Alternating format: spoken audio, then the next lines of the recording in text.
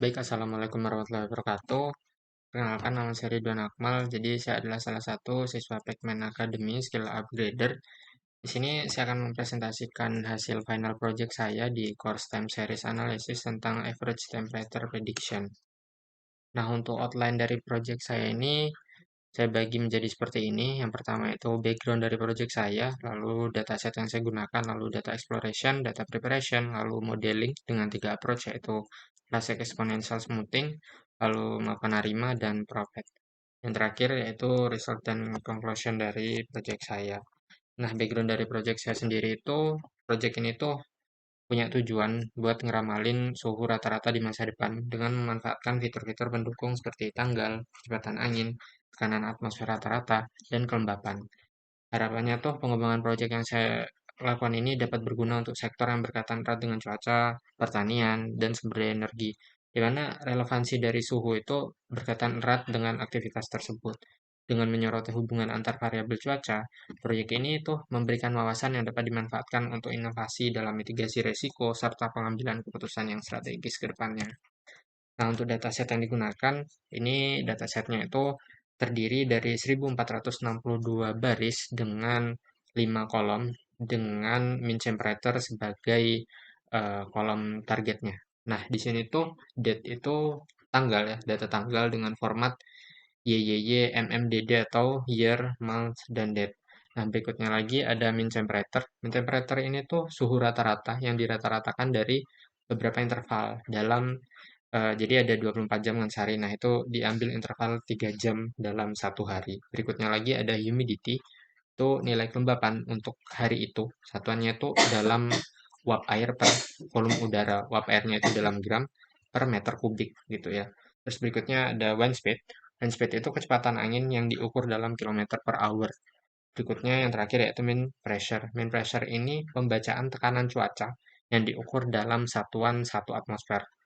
Nah, di data ini tuh ada satu datetime, yaitu date tadi, lalu yang lainnya sudah dalam numerical value untuk fitur-fitur selain dari date. Jadi kita tidak perlu melakukan adjusting data type seperti mengubah ke numerical, karena semuanya udah proper. Oke, berikutnya data exploration. Nah, di sini kita ngampilin histogram dan box plot. Nah, untuk mean temperature-nya sendiri, ini seperti ini. Jadi datanya berdistribusi normal, berikutnya untuk humidity juga berdistribusi normal, dan di sini wind speed sedikit skew ke kanan atau positif. Terus berikutnya mean pressure juga. Nah, di sini saya melakukan data exploration lebih lanjut dengan memanfaatkan dengan memanfaatkan line plot.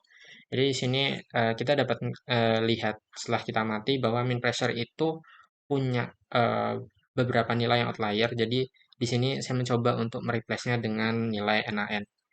Nah, untuk yang setelah dilakukan treatment dengan NaN tadi, itu di sebelah kanan. Nah, berikutnya lagi kita juga bisa ngelihat eh, korelasi antar fitur ya di sini. Ada yang berkorelasi negatif dan ada yang berkorelasi kuat positif di situ. Nah, untuk data preparation-nya sendiri di sini saya melakukan ADF test atau augmented diffuser test. Nah, untuk augmented diffuser test ini kita bisa manfaatin buat tahu data itu apakah stasioner atau enggak. Nah, kita bisa nentuinnya dengan tahu bahwa p-value-nya itu kurang dari 0,05 atau kita bisa tahu dengan nilai tes statistiknya itu kurang dari critical value. Nah, di sini tuh semua data seperti fitur-fitur yang tadi disebutkan, mean temperature, humidity, wind speed, dan mean pressure itu dalam data yang berbentuk stasioner. Berikutnya lagi kita ngelakuin decomposition. Decomposition ini gunanya sederhananya agar kita bisa tahu nih gimana sih pola dari tren kita atau seasonality sama si residualnya. Nah, di sini saya ngeset dia sebagai itu ya periodnya ada 52 atau dalam waktu 1 tahun lalu mengekstrapolasi berdasarkan frekuensinya. Jadi ini kita pengen make sure bahwa tren yang diekstrapolasi tetap mempertimbangkan frekuensi bulanan ataupun tahunan yang tetap di sebelumnya kita udah melakukannya. Oke, berikutnya kita melakukan modeling. Jadi yang pertama melakukan classic exponential smoothing atau ini yang paling simple. Jadi metode peramalan menggunakan pendekatan smoothing eksponensial untuk menangani error trend dan musimanitas dalam data time series. Nah, seperti ini codingannya. Hasilnya untuk forecastnya seperti ini dengan MAE-nya hanya 23,72 dan RMSE-nya 27,61. Nah, berikutnya Arima. Arima itu kita ngelakuin model statistik dengan meramalkan nilai masa depan dalam satu timestamp. Model ini tuh gabungin konsep dari autoregressive AR, differencing, dan moving average untuk nangkap tren dan pola dari time series. Nah, pertama untuk flow-nya itu menginisialisasi fungsi tuning untuk Arima, lalu melakukan kombinasi iterasi untuk nyari nilai PDQ-nya, order dari ARI sama ARMA, order dari MA maksud saya. Terus berikutnya melakukan time series cross validation dan train with base model and params. Nah, untuk hasilnya seperti ini dengan MAE 3,75 dan RMSE 4,65. Yang terakhir adalah model Propet. Nah, model Propet itu algoritma yang dikembangkan Facebook ya. Jadi dia ngeramalin time series itu yang bisa skala besar dengan nge-consider beberapa komponen seperti trend, terus seasonal dan juga ada holiday effect-nya. Oke, ini saya takut waktunya nggak cukup, jadi kita cepat aja ke sini. Terus berikutnya untuk kodenya seperti ini dan prediksinya ini paling bagus dengan MAE-nya itu hanya 1,20, 1,20 dengan RMSE-nya 1,39. Nah, riset conclusion-nya jadi model Propet secara konsisten memberikan hasil terbaik dengan RMSE yang kita lihat tadi paling rendah menunjukkan kemampuannya yang kuat dalam menangani karakteristik data time series yang kompleks.